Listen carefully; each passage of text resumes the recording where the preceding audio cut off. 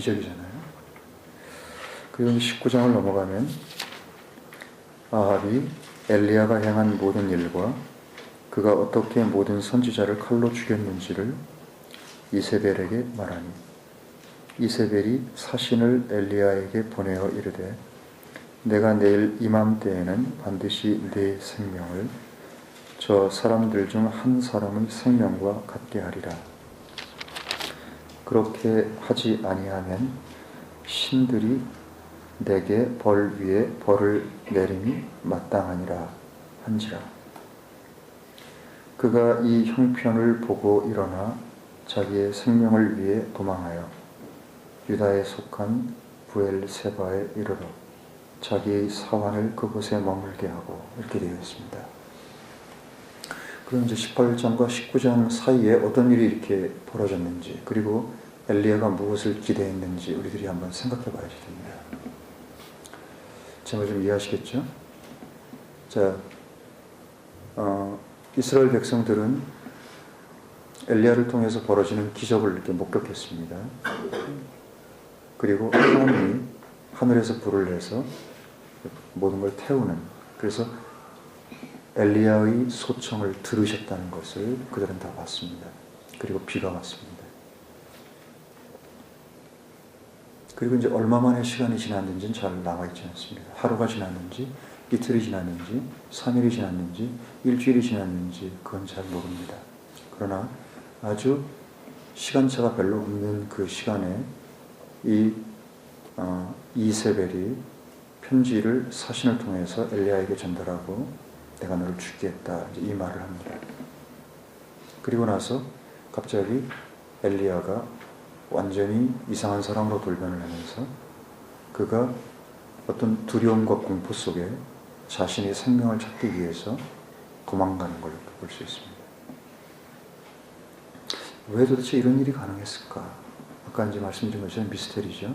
그런데 우리들이 뭔가를 이렇게 이 행간에 있는 것들을 생각해 봄으로써 짐작할 수 있는 부분들이 있다고 생각합니다. 그게 뭔가 하면요,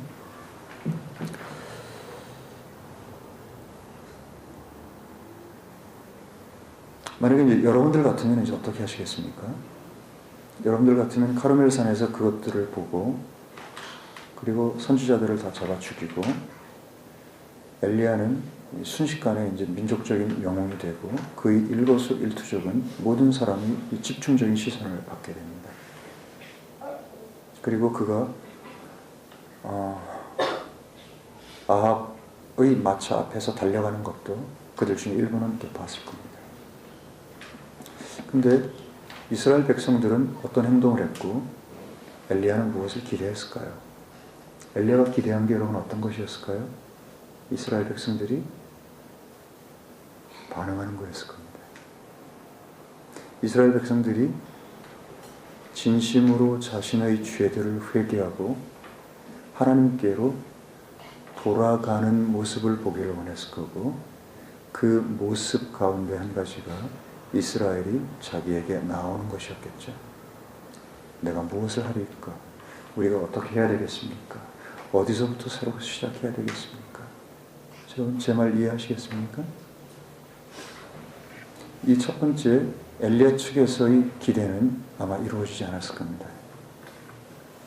두 번째, 백성들의 반응입니다. 백성들은 엘리야의 기대와 같이 하지 않고 어떻게 했을까요?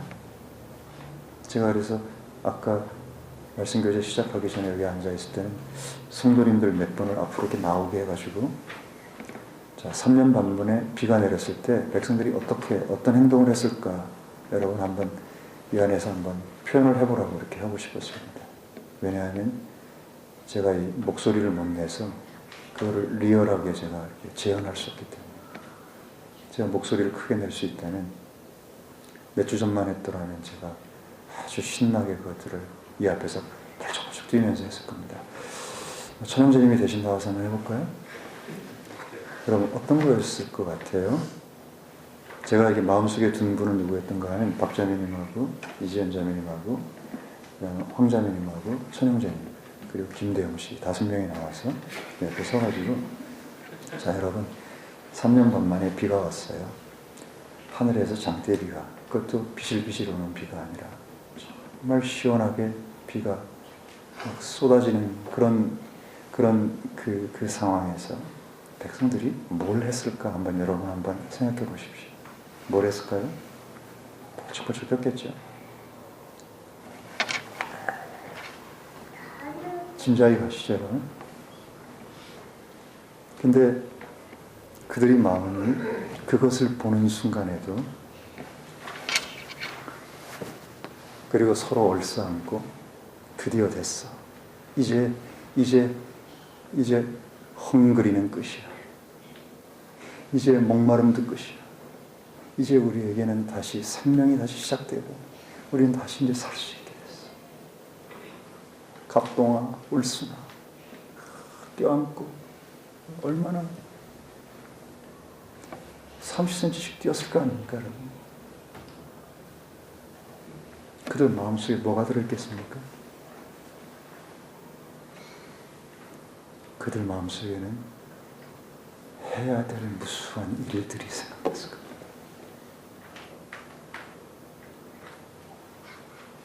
엘리야에게 가는 대신에 이걸 내려준 하나님 앞에 자신들이 둘 사이에서 회색 분자로 기회주의적으로 하나님도 세상의 복도 누리고 세상의 성공도 원하고 자녀들의 출세도 원하고 사람들에게 보여지는 모습도 원하고 이런 것들을 끝까지 놓지 않으면서 잘 먹고 잘 사는 게 좋은 거 아니에요. 여러분, 그런 마음을 가지고 있던 자신을 바라보면서 주님 앞에 엎드리고 그 빛 속에서 눈물을 흘리면서 주님 앞에 나아가는 것이에요. 그들은 삽들고 도랑치고 잘 살아보세, 잘 살아보세. 우리도 한번, 여러분, 이 둘 간에 엄청난 간극을 보시겠습니까? 저는 그 내용이 18장과 19장 사이에 나와 있지 않지만 이 부분을 많이 생각하면서 어떤 일이 벌어졌을까를 능히 짐작할 수 있었습니다. 그렇게 되니까 어떤 일이 벌어졌습니까? 3절에 보십시오. 엘리야가 이 형편을 보고, 엘리야는 19장에 많은 실패들이 나옵니다. 봤다고 되어 있습니다. 뭘 봤다고요?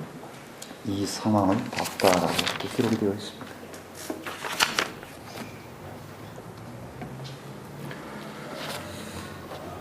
이 거의 대부분 구약 성경이건 신약이건 간에 문제가 어디서 비롯되느냐, 항상 사람들의 타락과 범죄, 하나님을 떠나고 하나님 말씀을 등지는 것들이 어디서 시작되느냐, 바로 여기 이 보는 문제에서부터 시작된다는 걸 우리가 알죠. 그렇죠? 이 보는 것 때문입니다. 영어로 and when he saw that 이렇게 되어 있어요. 그가 그것을 보았을 때.